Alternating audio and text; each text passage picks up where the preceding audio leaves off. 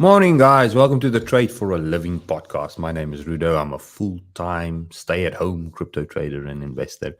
And today we're going to be looking at our next week's trading plan. As we went through last week, I think it's wise if we just could do a quick, short recap to just get everybody on the same page.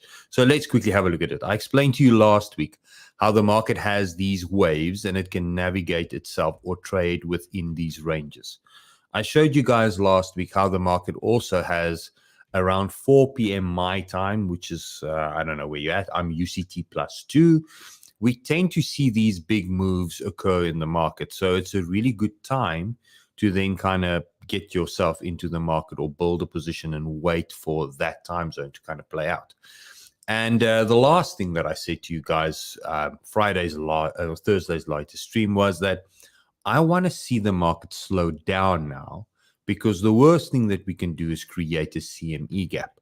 And this is what happened. So as the weekend kind of grind to a halt, basically, we had the scenario where the market is, just layering out no CME gap, which then bodes well for a potential higher high still. Now, we can go at length into the pros and the cons of a higher high, lower high, and I don't want to try and spend too much time on that. But remember, as this is a Trading for a Living podcast, the argument is we always need to try and trade with the harmony with the current trend. Okay, so let's quickly say hi to everybody joining in live. Hello, Renee. Anybody else joining in live, send me a comment. Even on Twitter, send me a comment. It comes right through here to the stream. I can bring up your name. And if you're new, let me know as well. I want to say hi to you. And that's it. Okay, so let's get to this chart. So today I want to show you guys something different. So I'm going to take this all away and clean out the screen. And the important thing is that, when you start a new day with the trading, it's always wise to just kind of, refresh yourself to try and look where you're at. I see Yuto's joining in. Morning, Yuto. So it's also important to just get yourself in harmony with what is happening. Now, there's no denying the fact that Bitcoin is trending down for the last 6 months. Okay. And subsequently, you can see that there's been lower lows every time Bitcoin is trending down. Okay. And lower highs. Now, retail pattern traders will now start looking at this and say, and have some sort of a smart strategy around these. I don't want to try and go into that because we look at the price action. I'm very important. That's more important to me. Now, what do I mean by that? Well, simple. Something that goes up will continue on going up. It will make higher highs and it will make higher lows. It's as simple as that. It's not a complicated thing. Okay. So if we want to say that Bitcoin is bullish again, okay, and short term, we've had a nice run. But if we want to say we're bullish and we can start building swing positions for long term, TPs, maybe 80, 90,000, we need to first do the following: create a higher high. So you need to look at the current highs and see where the price is sweeping those highs. So I'm just going to draw this with a trend line. So you can see there was a high, there was a lower high. And have we made a higher high? Let's quickly see. Now, you can see that we're falling short on that level. So I'm going to mark this as a higher high line because I want to see price. I'm rooting for Bitcoin to go make that higher high. But here's the catch. Can I do it today? Is it going to do it tomorrow? I don't know. Okay. One thing that is definitely going to be there, unless we create a candle that does something like this, which is definitely possible, but unless that happens, we're going to create a higher high and we're going to have our strong bearish divergence in play, which is good because this means that we can potentially create, if this is wave one, the retrace, okay? So 0, 1, 2, and then have our 3 somewhere there, 4, and then 5, and this being one wave of 5 waves is going to be going up. And this is a rudimentary explanation of an Elliott wave. I don't want to dive into that too much, but these things tend to move in these simple 5 wave sets. If you're in a good impulsive move, it's always going to be like that. Okay, so that's what I'm rooting for. So the reason the stream and the tile today is saying I want to short Bitcoin. It's on the basis. A trader should not try and predict in a way, saying I'm excluding myself from taking trade because I know it's going to go to 65. I know we're going to get the higher high. I don't know. There's no way that I will ever know. There's no way that you will ever know. I can say with the highest probability that potentially will happen, but I don't know that. So if I look at this and I'm looking at this higher high, I would be almost doing myself an injustice if I don't try and look for a short there. So simple way to do that is to switch to a line tool and say, okay, right, we've created strong bearish divergence, okay? And we've fallen below the pivot.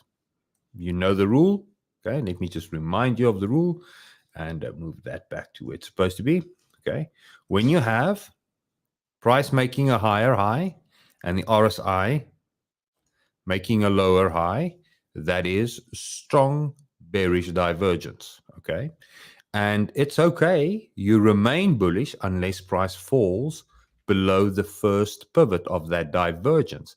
And that line I normally say is your thou shall not cross line, or it's your trend support line. So as long as you stay above that, you can still dream higher. So example, when we look at previous areas where the market made the higher high, okay?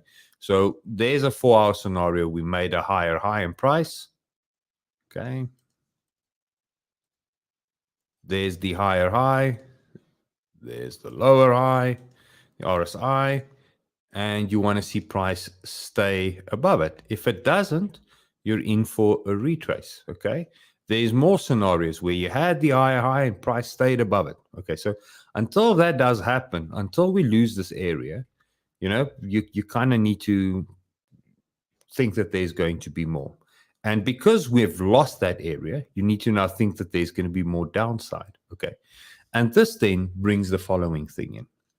If we were to look at this trend from a bearish point of view, so I'm going to switch this thing bullish. I'm just going to invert it because it's sometimes easy to lose sight if you focused in so one direction. But what will make this thing look bearish or make bullish now? Because we've been trending down according. I've inverted the thing. Is to do what?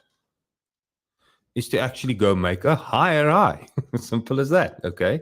So if this were to go and fall below this, because there's a low, there's a lower low, now you do this, what are you expecting? Now you're expecting a change in trend direction.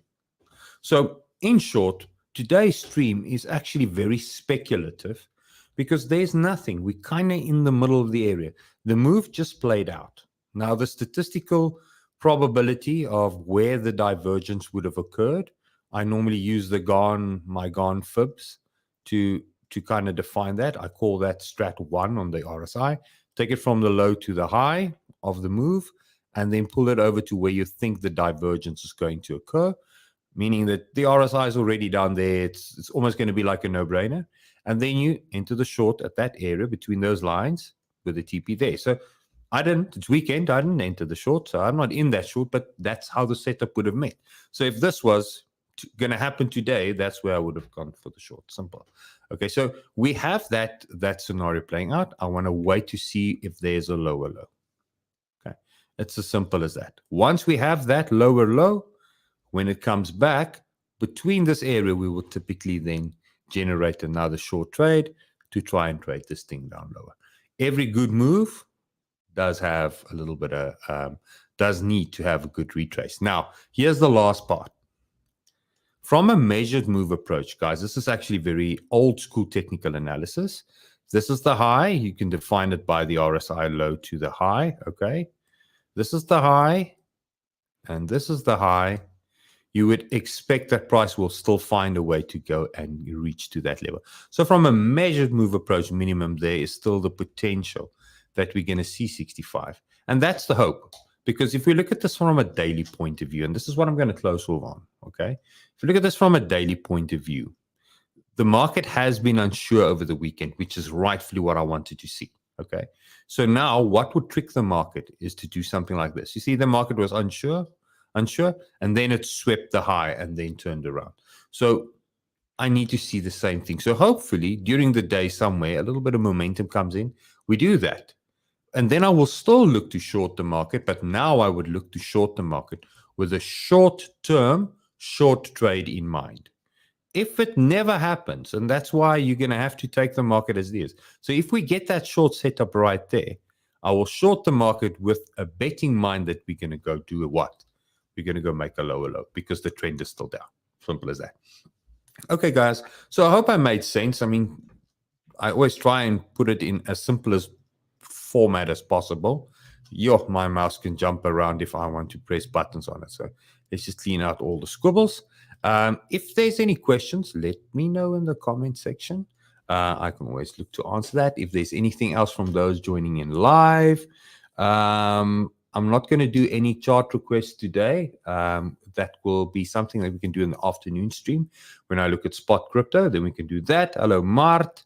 Vitaly is here, Dean, operator, and yeah. So, Rudo, what's the trigger? The lower low or not making the higher high? Okay, so the trigger for me is twofold. Like I said to you guys, if we go to the 4 hour, the divergence is there, but we've not broken any trend. Okay, so I'm not really too concerned about just shorting for the sake of the fact that there's divergence. Okay, but if this is going to be as high as it wants to go, if the bears are still in control, we will go make a lower low, turn this in resistance, and this move could potentially take time. That would be a trigger for me. That would, trying to predict how the market's going to be. The same thing for this. If this jumps down quickly, we might find that the 50% of the candle that makes the higher high, that's the buy, okay? And then we go and make that higher high there. Take out the supply. Finally, the first time in 6 months that Bitcoin will go make a higher high. I would be ecstatic if that happens. So if I want to trade, I need to either wait for 61 or I need to wait until we break trend to go in the opposite direction to short the market. Okay, and the fact that there's a short setup potentially brewing is worth noting. Doesn't change my bullish narratives on the weekly, the daily time frame from the investor point of view. But I mean, this thing can, from my investment point of view, can do this and this, and I would still be in because, it's all within keeping. Oh, come on. It's all within keeping of the big view. And that's fine, big cup and handle or whatever you want to call it. Okay. So it's not clear yet. No, it's not clear yet. You need to look for your conditions to line up. And when they're there, then you act. Never act on an emotion. So I laid it out for you guys. Now we have to see which one plays out, and then we'll act accordingly and trade accordingly. Okay. Right, guys, just as a quick kind reminder, today's video is brought to you by PrimeXBT. If you want to trade with me in my Discord, I do live trading. I share my chart setups. All the trades I take, everybody in the Discord gets. If you want that, it's as simple as that. Open your Prime account, fund it with some money, okay? You can find everything in there in the free trial button in the Discord, okay? Once it's done, claim your access. So it's going to ask you to open a private ticket wherein you're going to go and chat with me. You're going to send me your Prime user ID and your email address. Just type it in there. And if all is good, I'll send you a coupon and you can join the trade. My trade group, as simple as that. Look. Now, in the past, if you have opened your own Prime account using my link, open a ticket in any case because I will give you access to the buddy indicator as a thank you. It's as simple as that. So I'm hoping to see a lot of tickets. The buddy indicator is an indicator that I'm developing. It generates buys and sell signals. It's got strategies. It analyzes the candles, tells you which kind of environment are we. And if you look at this from a daily point of view, the buddy is still saying it's going to be a little bit choppy. We're not at a point where we clear trending. Dark blue, then we're trending. Everything is nice. But as soon as we start going into the orange and light blues, the market's confused, and that's still there. So it's as simple as that. I want to see you guys hit that tag, get your indicator access, open your tickets, let them start popping up there. And during the run of the day, I will grant you access to the indicator. It's as simple as that. Thanks, guys. You have a lovely day. I'll see you in this afternoon stream. We will be looking at spot crypto, our spot bags, coins like TON, coins like Link, I want to share with you guys. I want to talk to you guys. There's Sui. We need to have a look at Sui again. And so stay tuned. And then send in your request. It's as simple as that. Then we'll have a look at that. Okay. So thanks, guys. Chat to you later. Cheers. I'll keep hustling.